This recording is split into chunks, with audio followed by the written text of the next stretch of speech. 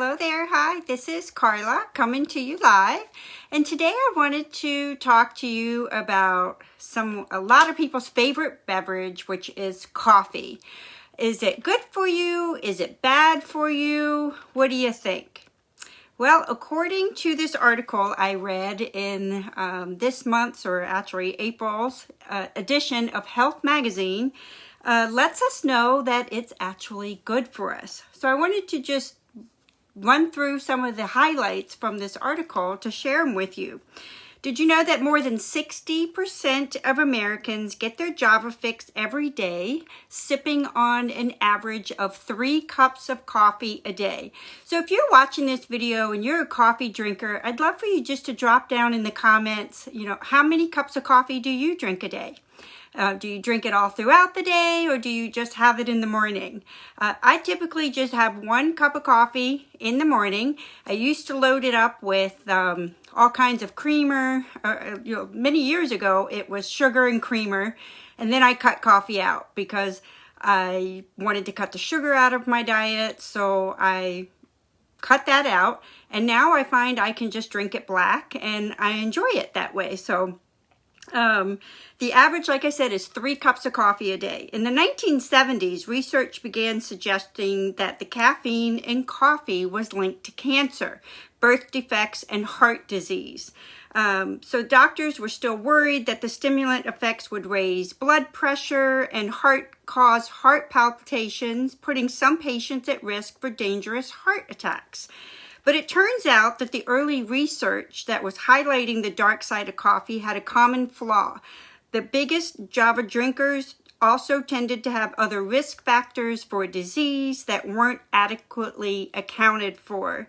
The studies that were linking coffee to lung cancer did not take into consideration that the people that they were surveying for these studies were also heavy smokers.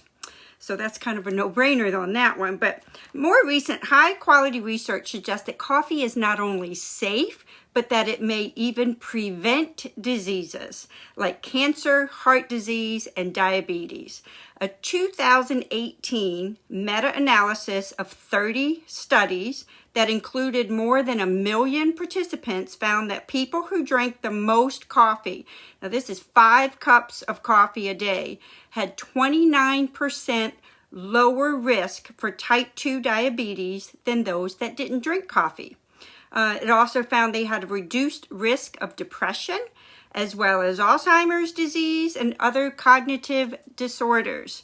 So now they do know that caffeine effects do not cause heart problems. So that's a bonus. If that's something that you've been worried about, you don't need to worry about that anymore.